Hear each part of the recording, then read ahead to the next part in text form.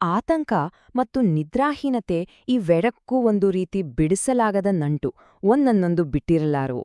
ಇದು ಬರೀ ಸುಸ್ತಾಗೋದಲ್ಲ, ಬದಲಿಗೆ ನಮ್ಮನ್ನೇ ಒಂದು ಸುಳಿಯ ಹಾಗೆ ಮತ್ತೆ ಮತ್ತೆ ತನ್ನೊಳಗೆ ಸೆಳೆದುಕೊಳ್ಳುತ್ತೆ. ಬನ್ನಿ ಇದರ ಬಗ್ಗೆ ಇನ್ನಷ್ಟು ಆಳವಾಗಿ ನೋಡೋಣ. ರಾತ್ರಿ ಮಲಗಿದ ತಕ್ಷಣ ತಲೆಯಲ್ಲಿ ಸಾವಿರಾರು ಯೋಚನೆಗಳು ಶುರುವಾಗುತ್ತವ.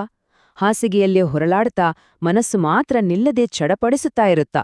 ಹೀಗಾಗ್ತಾ ಇದ್ರೆ ಇದು ಕೇವಲ ಒಬ್ಬರ ಕಥೆಯಲ್ಲ. ಹೌದು, ಲಕ್ಷಾಂತರ ಜನರು ಪ್ರತಿದಿನ ಇದೇ ರೀತಿ ಹೋರಾಟ ಮಾಡ್ತಾರೆ. ಇದೊಂದು ಧಣಿಸುವ ಚಕ್ರ ಅನ್ನೋದ್ರಲ್ಲಿ ಸಂಶಯವೇ ಇಲ್ಲ. ಹಾಗಾಗಿ ಈ ಅನುಭವದಲ್ಲಿ ಯಾರೂ ಒಬ್ಬಂಟಿಯಲ್ಲ ಅನ್ನೋದು ನೆನ್ಪಿರ್ಲಿ. ಹಾಗಾದರೆ ಹೀಗೆ ಯಾಕಾಗುತ್ತೆ? ನಮ್ಮ ದೇಹ ಮತ್ತು ಮನಸ್ಸಿನ ನಡುವೆ ನಿಖರವಾಗಿ ಏನು ನಡೆಯುತ್ತೆ? ಬನ್ನಿ ಈ ಹೋರಾಟದ ಹಿಂದಿರೋ ವಿಜ್ಞಾನವನ್ನ ಸ್ವಲ್ಪ ಅರ್ಥ ಮಾಡ್ಕೊಳ್ಳೋಣ. ನಮ್ಮ ದೇಹದಲ್ಲಿ ಒಂದು ನೈಸರ್ಗಿಕ ವ್ಯವಸ್ಥೆಯಿದೆ. ಅದನ್ನ ಹೋರಾಟ ಅಥವಾ ಪಲಾಯನ ಅಂತ ಕರೀತಾರೆ. ಅಂದ್ರೆ ಏನಾದ್ರೂ ಅಪಾಯ ಬಂದಾಗ ನಮ್ಮನ್ನ ರಕ್ಷಿಸಲು ರೆಡಿಯಾಗುತ್ತೆ. ಆದ್ರೆ ಆತಂಕವಾದಾಗ ಇದೇ ವ್ಯವಸ್ಥೆ ನಿದ್ದೆಗೆ ಅಡ್ಡಿಯಾಗ್ಬಿಡುತ್ತೆ. ನಮ್ಮನ್ನ ಕಾಪಾಡಬೇಕಾದ ಸಿಸ್ಟಮ್ ನಮ್ಮ ವಿಶ್ರಾಂತಿಯನ್ನೇ ಕಸಿದುಕೊಳ್ಳುತ್ತೆ. ಇದು ಒಂಥರ ವಿಷವರ್ತುಲ ಅಲ್ವಾ? ಸರಿಯಾಗಿ ನಿದ್ದೆ ಆಗಿಲ್ಲ ಅಂದ್ರೆ ಮರುದಿನ ಚಿಂತೆ, ಕಿರಿಕಿರಿ ಜಾಸ್ತಿ ಆಗತ್ತೆ. ಸಂಜೆ ಆಗ್ತಿದ್ದಂತೆ ಅದೇ ಚಿಂತೆ ಆತಂಕವಾಗಿ ಬದಲಾಗಿ ಮತ್ತೆ ರಾತ್ರಿ ನಿದ್ದೆ ಬರಲ್ಲ. ಇದು ಹೀಗೆ ಮುಂದುವರಿಯುತ್ತಲೇ ಇರುತ್ತೆ. ಇದ್ರಿಂದ ಹೊರಬರೋದು ಹೇಗೆ ಅನ್ನೋದೇ ದೊಡ್ಡ ಸವಾಲಾಗತ್ತೆ. ಸರಿ, ಈ ಚಕ್ರದಿಂದ ನಮ್ಮ ದಿನನಿತ್ಯದ ಜೀವನದ ಮೇಲೆ ಯಾವ ರೀತಿ ಪರಿಣಾಮ ಬೀರುತ್ತೆ? ಬನ್ನಿ ಅದನ್ನ ನೋಡೋಣ. ಬೆಳಗ್ಗೆ ಏಳೋದು, ಅಬ್ಬಾ ಅದೊಂದು ದೊಡ್ಡ ಯುದ್ಧವೇ ಸರಿ. ರಾತ್ರಿಯೆಲ್ಲ ನಿದ್ದೆ ಇಲ್ವೇ ಬೆಳಗ್ಗೆ ಏಳುವಾಗ ಇಡೀ ಮ್ಯಾರಥಾನ್ ಓಡಿ ಬಂದ ಹಾಗೆ ಸುಸ್ತಾಗಿರುತ್ತೆ. ದಿನವನ್ನ ಶುರು ಮಾಡೋಕೇನೆ ವಿಪರೀತ ಶಕ್ತಿ ಬೇಕಾಗತ್ತೆ. ಇನ್ನ ಮಧ್ಯಾಹ್ನದ ಹೊತ್ತಿಗೆ ಆಯಾಸ ತಡ್ಕೊಳ್ಳೋದಕ್ಕೆ ಆಗಲ್ಲ. ಕೆಲ್ಸದ ಮೇಲೆ ಗಮನ ಇಡೋದು ಅಥವಾ ಬೇರೆ ಯಾವುದೇ ಕೆಲಸ ಮಾಡೋದಕ್ಕೂ ಕಷ್ಟ ಆಗುತ್ತೆ. ಏಕಾಗ್ರತೆ ಅನ್ನೋದೇ ಮಾಯವಾಗಿರುತ್ತೆ. ಎಲ್ಲಕ್ಕಿಂತ ದೊಡ್ಡ ವಿಪರ್ಯಾಸ ಅಂದ್ರೆ ಸಂಜೆ ಆಗ್ತಿದ್ದಂತೆ ಮಲ್ಗೋ ಸಮಯದ ಬಗ್ಗೆನೇ ಭಯ ಶುರುವಾಗತ್ತೆ. ಇವತ್ತು ನಿದ್ದೆ ಬರ್ಲಿಲ್ಲ ಅಂದ್ರೆ ಅನ್ನೋ ಆ ಚಿಂತೆಯೇ ಆತಂಕವನ್ನ ಮತ್ತಷ್ಟು ಹೆಚ್ಚಿಸಿ ನಿದ್ದೆಯನ್ನ ಇನ್ನಷ್ಟು ದೂರ ಮಾಡುತ್ತೆ.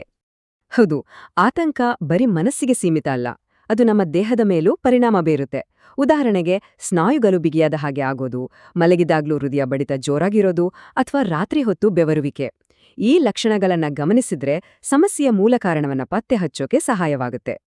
ಸರಿ, ಇಷ್ಟೊತ್ತು ನಾವು ಸಮಸ್ಯೆ ಬಗ್ಗೆ ಮಾತಾಡಿದ್ವಿ. ಈಗ ಪರಿಹಾರದ ಕಡೆ ಗಮನ ಕೊಡೋಣ. ಯಾಕಂದ್ರೆ ಈ ಚಕ್ರದಿಂದ ಹೊರಬರೋದು ಖಂಡಿತ ಸಾಧ್ಯ, ಮತ್ತೆ ನಮ್ಮ ನಿದ್ದೆಯ ನಿಯಂತ್ರಣವನ್ನ ಮರಳಿ ಪಡಿಬಹುದು. ಉತ್ತಮ ನಿದ್ದೆಗಾಗಿ ತುಂಬಾ ಸರಳವಾದ ಆದ್ರೆ ತುಂಬಾನೇ ಪರಿಣಾಮಕಾರಿಯಾದ ಕೆಲವು ಹಂತಗಳು ಇಲ್ಲಿವೆ.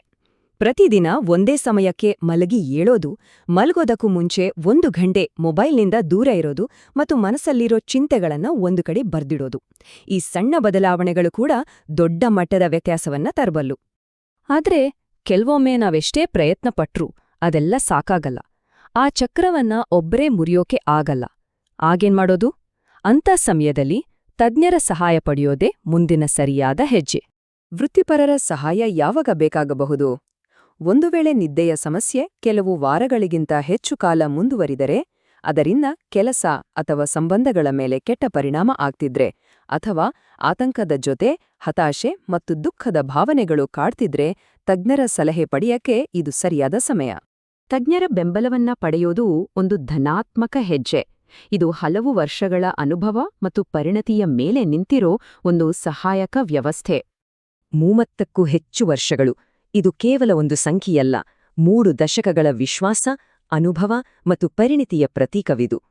ನೋಡಿ, ನಿದ್ರೆ ಮತ್ತು ಆತಂಕದಂತಹ ಸಂಕೀರ್ಣ ಸಮಸ್ಯೆಗೆ ಒಂದೇ ರೀತಿಯ ಪರಿಹಾರ ಇರಲ್ಲ. ಅದಕ್ಕಾಗಿಯೇ ಮನೋವೈದ್ಯರು, ಭಾವನಾತ್ಮಕ ಸ್ವಾಸ್ಥ್ಯ ತರಬೇತುದಾರರು ಮತ್ತು ನಿದ್ರಾ ತಜ್ಞರು ಹೀಗೆ ಬೇರೆ ಬೇರೆ ಪರಿಣತರ ತಂಡ ಒಟ್ಟಾಗಿ ಕೆಲಸ ಮಾಡಿ ಒಂದು ಸಮಗ್ರವಾದ ಆರೈಕೆಯನ್ನ ನೀಡುತ್ತೆ. ಕೊನೆಗೆ ಜನರ ಅನುಭವಕ್ಕಿಂತ ದೊಡ್ಡ ಸಾಕ್ಷಿ ಇನ್ನೇನು ಬೇಕು ಅಲ್ವಾ? ಎಚ್.ಎನ್. ರವಿಕುಮಾರ್ ಅವರ ಈ ಮಾತುಗಳು ಇಲ್ಲಿ ಸಿಗುವಂತಹ ಕೌಶಲ್ಯಪೂರ್ಣ ಮತ್ತು ಸಹಾನುಭೂತಿಯ ಆರೈಕೆಗೆ ಹಿಡಿದ ಕೈಗನ್ನಡಿ. ಒಂದು ರಾತ್ರಿ, ಕೇವಲ ಒಂದೇ ಒಂದು ರಾತ್ರಿ ನೆಮ್ಮದಿಯಿಂದ ನಿದ್ದೆ ಮಾಡಿದ್ರೆ ಅದು ನಿಜವಾಗಿಯೂ ಏನನ್ನೆಲ್ಲ ಬದಲಾಯಿಸಬಹುದು. ಇದು ಬರೀ ದೈಹಿಕ ಸುಸ್ತನ್ನ ದೂರ ಮಾಡೋದಲ್ಲ, ಅದು ನಮ್ಮ ಇಡೀ ದಿನದ ಶಕ್ತಿ, ನಮ್ಮ ಮನಸ್ಥಿತಿ ಮತ್ತು ಜೀವನವನ್ನ ನೋಡೋ ನಮ್ಮ ದೃಷ್ಟಿಕೋನವನ್ನೇ ಬದಲಿಸಬಲ್ಲದು.